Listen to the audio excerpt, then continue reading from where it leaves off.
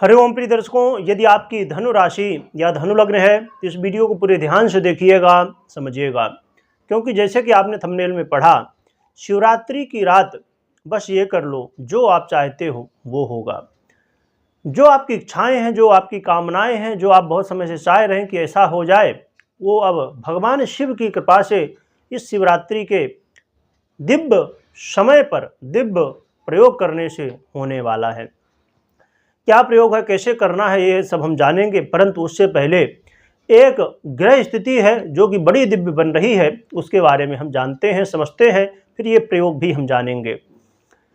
प्रिय दर्शकों, आपने सुना होगा, इससे पहले आपने बहुत सारी वीडियो देखी होगी कि बुध का राशि परिवर्तन हो चुका है।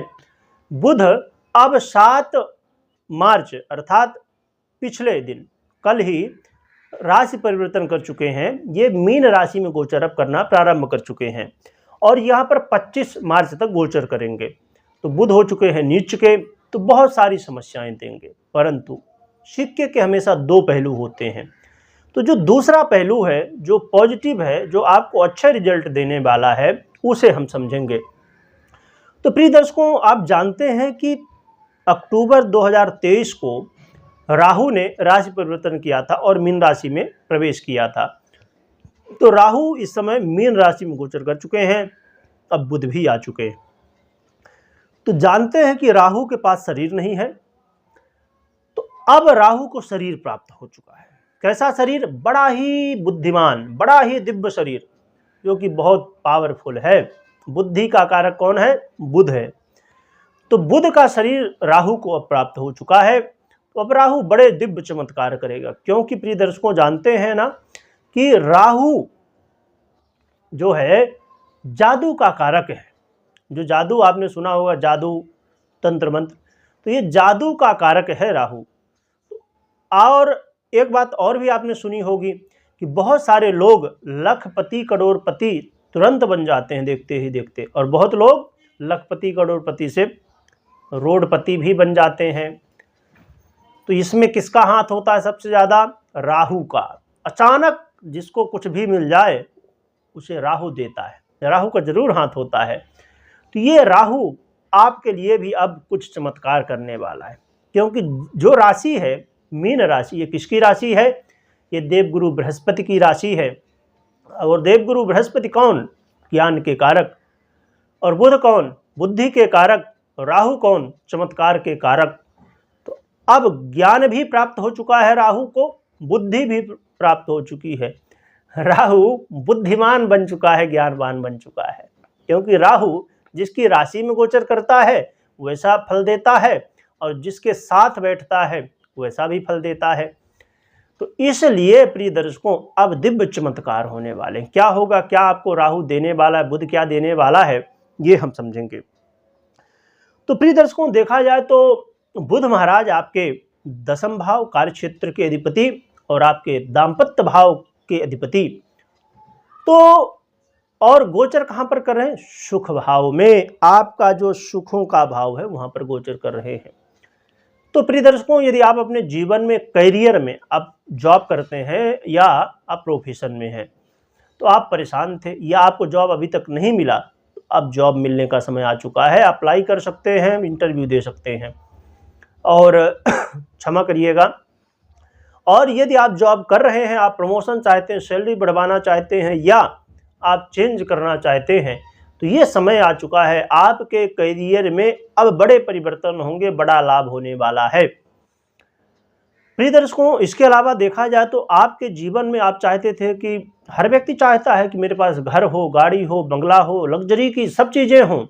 ये समय है जिस समय आप प्रयास कर सकते हैं। अचानक, ये नहीं कि पहले से प्लानिंग था, ये अचानक होने वाला है। अचानक घर आपको मिल गया, या आप प्रॉपर्टी कोई बेचना चाहते हैं, अचानक कोई ग्राहक आ गया, बिक गया। ऐसा कुछ अचानक होने वाला है, क्योंकि राहु अचानक का कारक है, मतलब आकस्मिक कुछ हो जाए उसमें राहु का बड़ा हाथ होता है। साथ में प्रिय दर्शकों, आपको लोगों का अब सहयोग मिलने वाला है। अब कुछ पार्टियां हैं, जैसे बहुत सारी पार्टियां हैं हमारे यहाँ राजनीति में, तो अचानक कोई नेता अपना दल बदल लिया और आया और यहाँ पर उसको लाभ मिल गया, कोई बड़ा पद मिल गया, तो ये भी होने वाला है। साथ में प्रिय दर्शकों, आपको यदि दाम्पत्य जीवन में समस्याएं आ रही थी, दाम्पत्य जीवन में यदि बाधाएं आ रही थी, उलझने थी, वाद विवाद था, अब दूर होने वाला है। अब जिन लोगों के डिवोर्स होने वाले थे या शादी टूट गई थी, या कई बार आप जैसे लड़का लड़की देखने जाते हैं, आपको रिजेक्ट किया जा रहा था, तो ये समय अचानक आपको कोई रिश्ता आ गया, या सामने वाला जिसने ना बोला था उसने हाँ बोल दिया, या दाम्पत्य जीवन में कोई बात विवाद था, वो अचानक ऐसी स्थिति बनी कि आपस में प्रेम हो गया। तो ये सब लाभ मिलने वाले। साथ में एक लाभ और मिलने वाला है, क्या? व्यापारियों के लिए, व्यापारियों को धन लाभ अचानक मिलने वाला है। बूस्ट कहते हैं ना, एक बूस्ट मिल गया बिल्कुल, तो वो बूस्ट अब मिलने वाला है आपको। धन लाभ भी, व्यापार में भी वृद्धि देखने को मिलने वाली है। तो ये लाभ आपको मिलने वाले हैं प्रिय दर्शकों। अब हम जान लेते हैं, सबसे पहले हम ग्रहों के हिसाब से, जो ग्रह स्थिति है इसके हिसाब से उपाय जानेंगे, फिर महाशिवरात्रि का। तो ग्रहों के हिसाब से देखा जाए प्रिय दर्शकों, तो आपको एक बड़ा ही दिव्य प्रयोग है। आपने सुना होगा law of attraction, visualisation. Rahu कौन है? रात्रि का, अंधेरे का कारक। तो रात्रि में ये प्रयोग करना है, रात्रि में सोने से पहले। और बुध भी 24 घंटे बलि माना जाता है, रात में भी दिन में भी। तो राहु रात में है, इसलिए हमें रात में करना है। तो आपको विजुअलाइजेशन करना है, जो भी आप चाहते हैं, या तो मैंने जो बताया कि ये लाभ मिलने वाले हैं वो लाभ, या जो भी आप चाहते हैं, तो आपको रात्रि में बैठना है सोने से पहले 5-10 मिनट पहले और विजुलाइज करना है। अब जैसे आपने सुना, आपने विजुलाइज किया कि मुझे अपने व्यापार को बढ़ाना, मेरा व्यापार बहुत बढ़ चुका है, या मुझे जॉब मिल चुकी है, या जो भी आपकी कामना हो उसे विजुलाइज करना है। और ये कब तक करना है? आज से शुरू कर दीजिए और करना है 25 मार्च तक खास कर। परंतु यदि इसे आप कंटिन्यू कर सकें, जब तक यहाँ पर मीन राशि में राहु है, मैं बताया ना 30 अक्टूबर को परिवर्तन कर चुके हैं, तो ये 18 महीने एक राशि में रहते हैं, तब तक आप विजुलाइज कर लें तो और भी बहुत अच्छी बात है। अब हम महाशिवरात्रि का प्रयोग समझ लेते हैं। तो आप भगवान शिव की पूजा करिए विधि विधान से बढ़िया, और पूजा करने के बाद आप 5 बेलपत्री लीजिए। 5 बेलपत्री लेना है, और शिवलिंग में जो अशोक सुंदरी, जो पानी बहता है ना, वहाँ पर अशोक सुंदरी का स्थान होता है, वहाँ पर एक बेलपत्र रख देना है, पहला बेलपत्र। दूसरा बेलपत्र माता पार्वती का जो हस्त कमल होता है साइड में, वहाँ पर दूसरा बेलपत्र रख देना। परंतु ये जो बेलपत्र दूसरा रखेंगे, इसमें इस बात का ध्यान रखना है कि जो क्षमा करिएगा, जो साइड के 2 पत्तियां होती हैं वो शिवलिंग से टच हों। तो ये 2 बेलपत्र हो गए। तीसरा, जहाँ पर जल गिरता है, ऊपर से जो पानी गिरता है शिवलिंग पर, ऊपर बीच में, वहाँ पर ये तीसरा बेलपत्र रखना है। चौथा बेलपत्र जहाँ से जल बहता है लास्ट में, वहाँ पर रखना है। परंतु जो आपने अशोक सुंदरी के पास रखा और जहाँ से पानी बहता है, जल बहता है, उसमें इस बात का ध्यान रखना है कि जो डंडी है जहाँ पकड़ते हैं बेलपत्र को, वो नंदी की तरफ हो, मतलब सामने की तरफ हो शिवलिंग के। और 5वां बेलपत्र नंदी के पास, जहाँ जो नंदी का पैर उठा होता है, वहाँ पर रखना है। तो ये 5 बेलपत्रों का ये प्रयोग है, इसे करिएगा और भगवान शिव से प्रार्थना करिएगा, जो आपकी कामना है निवेदित करिएगा, तो भगवान शिव की कृपा से।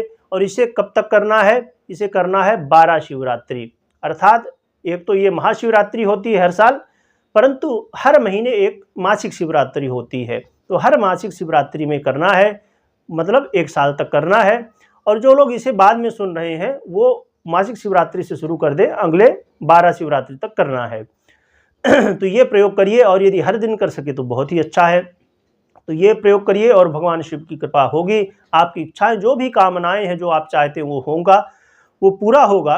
इसमें एक और भी महत्वपूर्ण बात है, और भी ज़्यादा पुण्य आप प्राप्त कर सकते हैं लोगों तक ये जानकारी पहुंचा के। आप हर व्यक्ति तक, हर एक सोशल मीडिया, चाहे व्हाट्सएप हो, चाहे फेसबुक हो, हर एक ग्रुप में इसे फैला दीजिए, जिससे आपने यदि 1000 लोगों को भेजा, 100 लोगों ने भी ये प्रयोग कर लिया, तो उनका कल्याण हो जाएगा, उनकी कामनाएं पूरी हो जाएंगी। और कमेंट में ओम नमः शिवाय जरूर लिखिएगा। तो जरूर हर व्यक्ति तक ये पहुंचाइए जिसका भी हित चाहते हैं।